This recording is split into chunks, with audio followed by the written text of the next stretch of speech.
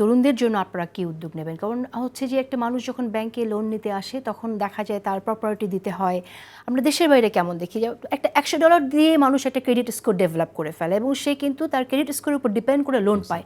আপনি কিন্তু এখানে একজন মেধাবী একটা স্টুডেন্ট যদি আপনার কাছে লোন নিতে আসে আপনি তাকে লোন দেবেন না।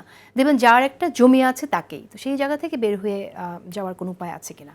তো ব্যাংকের গাইডলাইন ইজ কোয়াইট স্পেসিফিক। হ্যাঁ, ব্যাংকে হচ্ছে যে টাকা নিচ্ছেন টাকা ফেরত দিতে হবে, এটার কোনো মাফ নেই। তো এটার এখন আপনি যে বললেন যে কী করার আছে ডিফল্টার কমানোর জন্য, একটা হচ্ছে নেমিং অ্যান্ড শেমিং। একদম লিস্ট করে এটা চায়নাতেও করছে, যত বড় ব্যবসায়ী হোক সে যদি টাকা না দেয় তার ট্রাভেল রেস্ট্রিকশন, তাকে একদম পেপারের ফ্রন্ট পেজের ছবি, তাকে শেম করতে হবে এবং লিগাল অ্যাকশনে যেতে হবে। এটা কিছু কোনো মাফ নাই actually. That is the only way to bring down this default rate.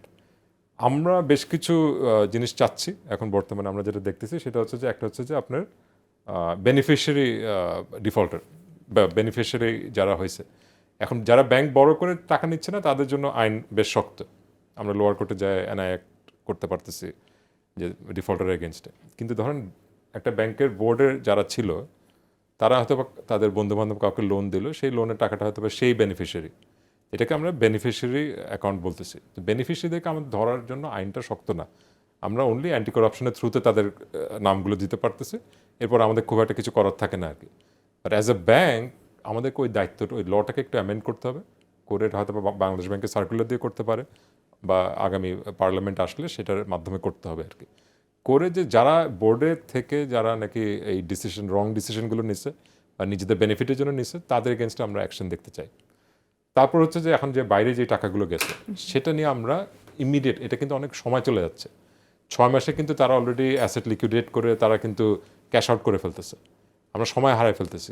এখন পর্যন্ত কিন্তু আমরা সলিড কেস যে একদম মানি লন্ডারিং কেস করে যে টাকাটা আইদার হুন্ডি বা যে মাধ্যমে গেছে সেটাকে করে সেটাকে ইন্টারপোলে দিয়ে, এখানে FBI আছে, NCA আছে, বিভিন্ন রকম এরকম ইন্টারন্যাশনাল যে অর্গানাইজেশনগুলো আছে তাদের কাছ থেকে আমাদের একদম পার্টিকুলার কেস দিয়ে ফলো আপ করতে হবে। না হলে কিন্তু এই টাকা আমাদের মানে ফ্রিজ করা তারপর টাকা ফেরত আনা অলমোস্ট ইম্পসিবল হয়ে যাবে।